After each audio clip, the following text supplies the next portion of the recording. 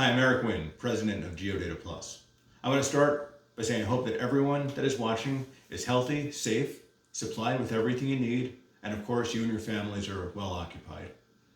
Like all of you, we're working remotely, helping our customers as we adjust to this new normal. While we're working at home, it's a great opportunity for us to sharpen our skill set and take an opportunity to learn, which leads me to this short video. We get a lot of questions asking about our New York City property reports, particularly when it comes to square footage and the floor area ratio. So I put this video explainer together to help all of us get a better understanding of what building details we make available in our property reports. So what we're looking at is a GeoData Plus property report for a two-family home in Staten Island. And normally I go over the entire property report, but like I promised, I'm just going to focus on one specific area, which is the building information, which has a tremendous amount of valuable information on it. So when we look at a property report's building info, the first thing that we're going to see here is a link to the New York City Department of Buildings, which is great. So when we click on this, it opens up the DOB website. Normally, when you have to go into the DOB website, it's a lot of navigating just to get to a single property report. So we cut all of that out for you, and it takes you directly there so you can see the building department's profile, view certificates of occupancy, CFOs, as well as any other building department related violations and other information all over here, which is a great page. Moving back, we then see this is a class B9, which is a miscellaneous two-family home. And these codes, which are New York City codes, are available in a dictionary which we make available of all New York City classification codes. So when we click on this link, it opens up another browser and we see all of those classification codes. Since we're mostly residential real estate agents here, just take note that anything that starts with an A is a one-family home, B is a two-family home, C0, three-family, C3 is four-family home. Anything that starts with an R is a condominium. You don't really need to know these, but it's good to know. And the reason why you don't need to know them is because whenever you look at a property report in GeoData Plus, you're going to see that description over here. Moving on, we see that the property is one building. It's 3 floors. We see the building dimensions, built in 1985. And then we get to the square footage, which we know the square footage is a, it can be a difficult thing for many of us as far as making sure we get the right numbers. So we try to share as much information that's possibly available. And the first number that we show is called the New York City square footage. That's the number that New York City reports the square footage of the property to be. And then we add another value to it called the calculated square footage. And how do we calculate the square footage? The way we do that is we take the dimensions of the building and we multiply it by the height of the building.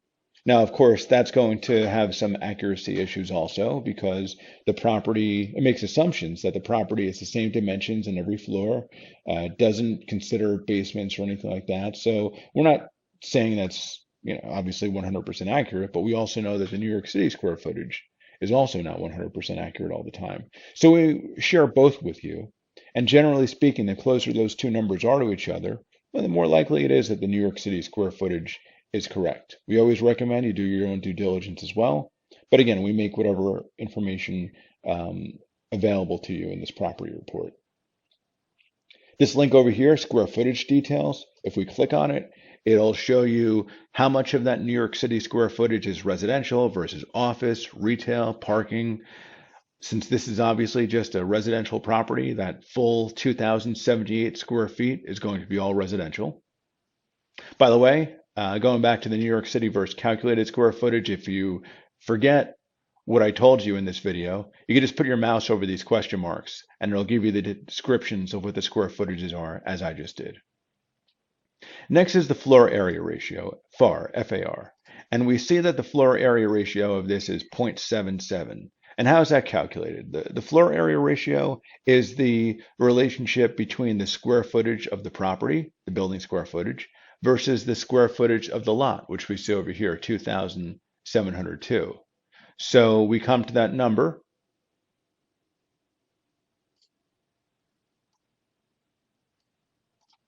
by taking 2,078 divided by 2,702, and we come up with that 0.77 number. Now, why is this important? The floor area ratio is controlled by the zoning. And if we look over here to the zoning information, we see the maximum allowable residential FAR is 0.6.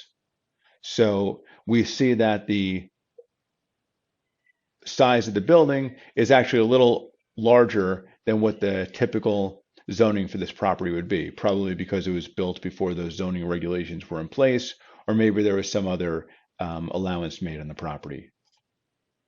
If we wanted to know what the true buildable square footage on this property was, and this is useful especially when we're looking at other properties where you can actually build up on it, we would take the size of the lot, 2,702.